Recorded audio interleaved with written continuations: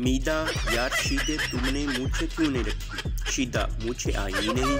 मीदा लेकिन तुम्हारी मूछें आई क्यों नहीं? शीदा क्योंकि मैं अपनी माँ पे गया हूँ। एक मिरासी फौज में भर्ती हो गया।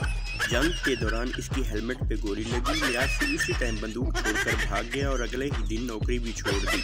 अफीसर तुमने नौकरी क्यों छोड़ दी? मिरासी अक्लमंद के लिए इशारा ही काफ़ी है जनाब।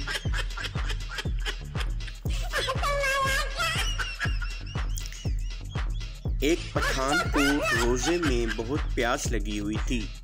इसके पास बैठा एक आदमी पानी पी रहा था। पठान ने आसमान की तरफ देखा और बोला, या अल्लाह, अगर इसको हमने जन्नत में देखा तो इसका खैर नहीं।